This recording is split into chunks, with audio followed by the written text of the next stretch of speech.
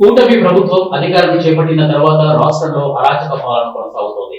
కర్నూలుతో పాటు రాష్ట్రంలోని వివిధ ప్రాంతాల్లో అక్రమ అరెస్టులు చేస్తున్నారని వైఎస్ఆర్సీపీ లీగల్ సెల్ జిల్లా అధ్యక్షులు సువర్ణారెడ్డి తెలిపారు. కర్నూలు పట్టణంలోని ఎస్వి కాంప్లెక్స్ సమావేశ మందిరంలో వైఎస్ఆర్సీపీ లీగల్ సెల్ జిల్లా అధ్యక్షుడు సువర్ణారెడ్డి, న్యాయవాది సత్యనారాయణమ్మ విలేకరుల సమావేశంలో ఆయన మాట్లాడుతూ అభివృద్ధి సంక్షేమంపై దృష్టి పెట్టకుండా వైఎస్ఆర్ కాంగ్రెస్ పార్టీ నేతలపై అక్రమ కేసులు నమోదు చేస్తున్నారని అన్నారు. వైఎస్ జగన్మోహన్ రెడ్డి హయాంలో హైకోర్టుకు చర్యలు చేపట్టి కర్నూలు న్యాయ రాజధానిగా చేయాలన్న సంకల్పం వైఎస్ జగన్మోహన్ రెడ్డి అని అన్నారు. ట్రిబ్యునల్ ను కర్నూలుకు తీసుకువచ్చి జాతీయ న్యాయ విశ్వవిద్యాలయం ఏర్పాటుకు శంకుస్థాపన చేశారు. వైఎస్ జగన్మోహన్ రెడ్డి ప్రభుత్వంలో జూనియర్స్ న్యాయవాదులకు 5,000 స్టైపెండ్ ఏర్పాటు చేశారు. కూటమి ప్రభుత్వం ఎన్నికల ముందు జూనియర్ న్యాయవాదులకు 5,000 నుండి 10,000కు పెంచుతామని చెప్పి ఇప్పటికీ అమలు చేయడం లేదని వారు అన్నారు. సంక్షేమం పైన ఎలాంటి దృష్టి పెట్టకుండా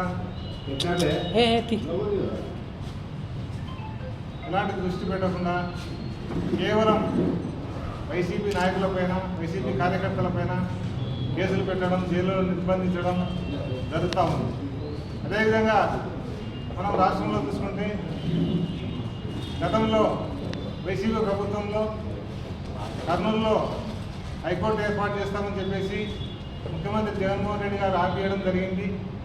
అందులో భాగంగా మా హ్యూమన్ రైట్స్ కమిషన్, లోకాయుక్త, అదేవిధంగా Waqf board tribunal, CBI court, Andhra Pradesh regulatory commission ఇక్కడికి షిఫ్ట్ చేయడం జరిగింది.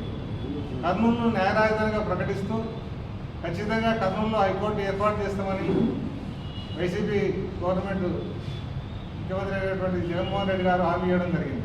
అదేవిధంగా మన కర్నూలు జగన్నాథగట్టు ప్రాంతంలో నేషనల్ లా యూనివర్సిటీ ఏర్పాటు చేస్తామని చెప్పేసి అక్కడ భూమి కేటాయించడం, అదేవిధంగా శంకుస్థాపన చేయడం కూడా జరిగింది.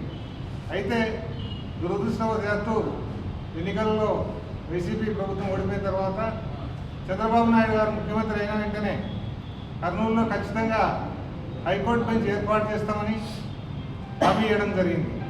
అయితే ఇంతవరకు హైకోర్టు బెంచ్ స్థాపనకు ఎలాంటి కార్యక్రమాలు రూపొందించకుండా కాలయాపన చేయడం జరుగుతూ ఉంది. అందులో భాగంగా మేము ఈరోజు న్యాయవాదులైన మేము కర్నూలులో ఖచ్చితంగా హైకోర్టునే ఏర్పాటు చేయాలని డిమాండ్ చేస్తూ ఉన్నాం.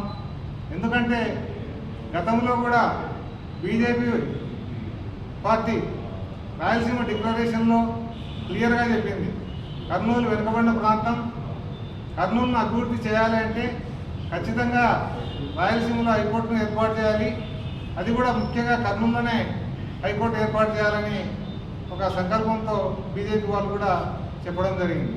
మరి ఈరోజు ఈ యొక్క